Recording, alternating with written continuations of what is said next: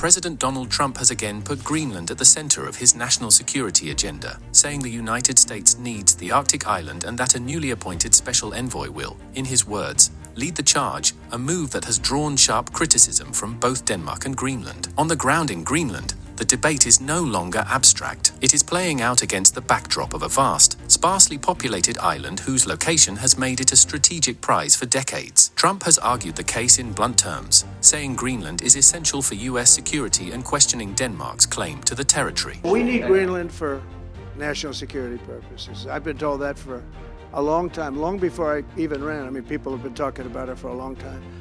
You have approximately 45,000 people there. People really don't even know if Denmark has any legal right to it. But if they do, they should give it up because we need it for national security. That's for the free world. I'm talking about protecting the free world. Analysts say Greenland's location is at the core of the US argument. It sits along the shortest route between North America and Europe and anchors surveillance over key Arctic and North Atlantic corridors. Well, from a security standpoint, this is the argument that Trump has repeated the most.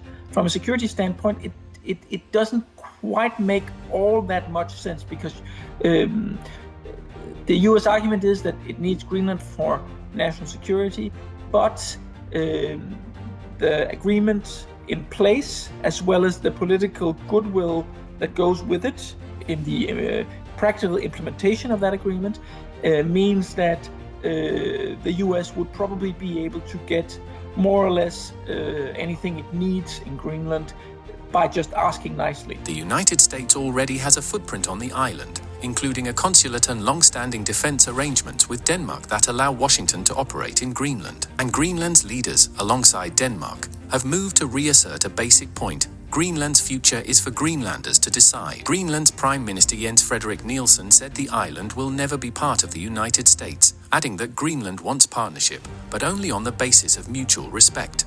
First of all, I think it's very important to say that Greenland will never be part of America. We want respect. We want a strong partnership. We want to trade. We want a strong partnership on national security, of course. But we want it in mutual respect. We will never be for sale and we will never be Americans. That position is rooted in Greenland's political status. It is part of the Kingdom of Denmark, but has far-reaching self-rule and a legal path to independence through a referendum and negotiations. Danish security analyst Mikkel Runge-Olesen said Trump's security complaints focus on expensive capabilities, like radar coverage and tracking Russian submarines through the Greenland-Iceland-UK gap, and noted Denmark has earmarked major funding to strengthen security in Greenland. Donald Trump has criticized the Danish government for not doing more of this itself on its own. So, and it comes back to this radar coverage concerning Russian planes over Greenland, and then it concerns submarine hunting. Keeping track of Russian submarines in Greenlandic waters and in the so-called GIUK gap, the Greenland, Iceland, UK gap. Those two tasks are very expensive to solve. It necessitates a lot of investments. And I think actually the initial sort of Danish reaction to this criticism from Donald Trump was to say, okay, the US wants Denmark to do more. Well, at least that's something, that's a concrete problem that Denmark could try to solve, right? So in 2025 alone, Denmark set aside 42 billion Danish crowns for enhanced security in Greenland. And a lot of that money was meant to be earmarked for situational awareness, which is these two things that I mentioned. Trump has continued to frame the issue as an urgent security requirement, claiming Russian and Chinese vessels are operating around Greenland and arguing Denmark cannot manage the challenge alone. I will say this about Greenland. We need Greenland from a national security situation. It's so strategic. Right now, Greenland is covered with Russian and Chinese ships all over the place. We need Greenland from the standpoint of national security.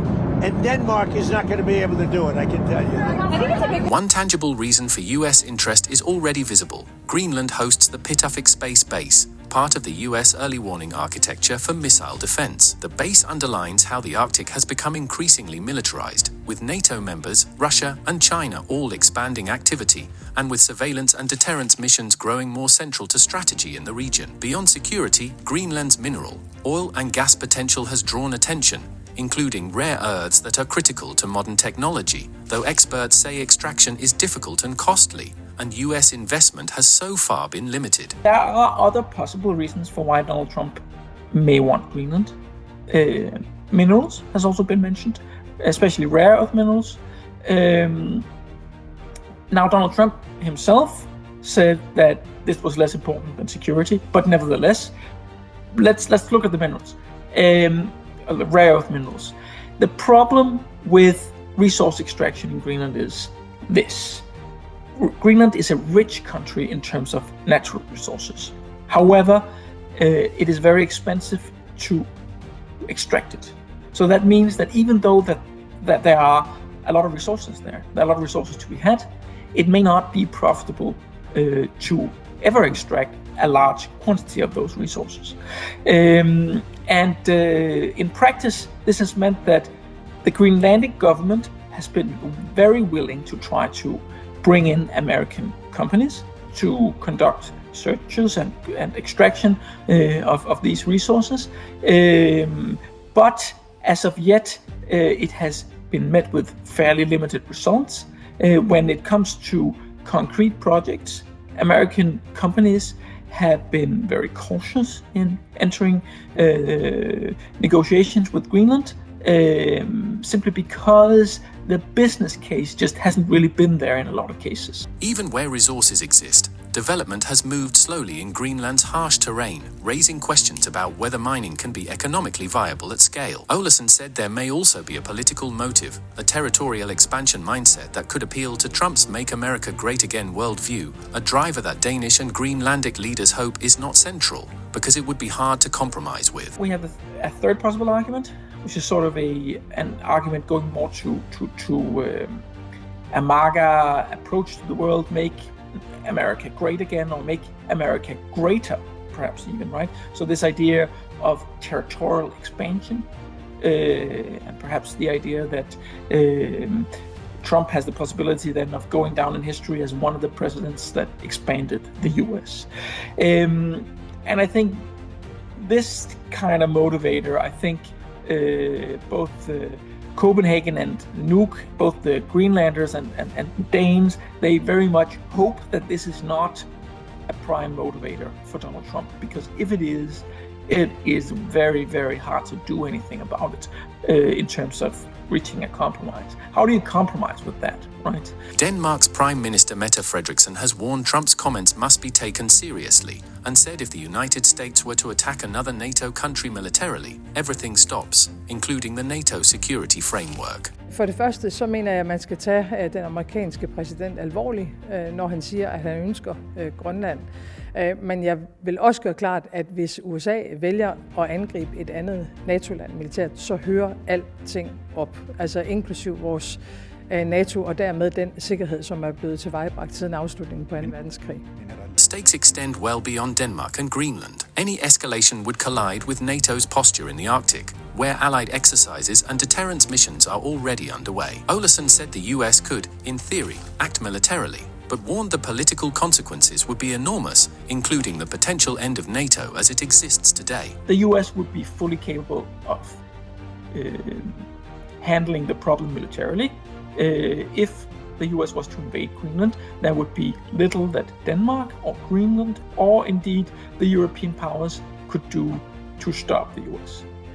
However, in terms of politics, the consequences would be enormous, really. The Danish Prime Minister recently mentioned that it would likely mean the end of NATO. And I would tend to agree. European allies have lined up publicly behind Denmark and Greenland. Germany's foreign minister and Canada's prime minister both said Greenland's future must be decided by Greenlanders and Denmark, and that Arctic security should be handled through NATO. Altså fuldkommen klare Über das Schicksal Grönlands entscheiden die Grönländerinnen und Grönländer und das Königreich Dänemark, zu dessen Hoheitsgebiet Grönland gehört. Die in der UN-Charta festgeschriebenen Prinzipien der Souveränität, der territorialen Integrität und der Unverletzlichkeit der Grenzen müssen eingehalten werden. Alle Fragen, die die Sicherheit im arktischen Raum betreffen, müssen natürlich im NATO-Rahmen besprochen werden. The future of Greenland is a decision for Greenland and for Denmark exclusively. It's their decision. Secondly, from a NATO context, the way I would frame it is that the western flank of NATO, which would include Greenland, the Arctic, is, given the evolving threat environment, is an area that we as NATO, Canada obviously importantly, given our geography, need to invest more in. This is a point that we've been making in recent years. Olason said Greenlanders do not want to be bought. Many want independence, meaning Washington would need to persuade Greenland's population to pursue a new relationship rather than trying to impose one. So the Greenlanders, they don't want to be bought. They want to be independent. So in that sense, the US would have to convince the Greenlanders that it would be a good idea to leave the kingdom and to establish some sort of relationship with the US. Trump's special envoy, Louisiana Governor Jeff Landry, has said discussions should focus on what Greenlanders want and what opportunities and protection they feel they lack. Well, I think our discussion should be with the actual people in Greenland, the Greenlanders. What are they looking for? What opportunities have they not gotten? Why haven't they gotten the protection that they actually deserve? For Greenlanders in Nuuk, the geopolitical tug-of-war is now part of daily conversation as the island weighs its push for greater autonomy while navigating pressure from the world's biggest powers.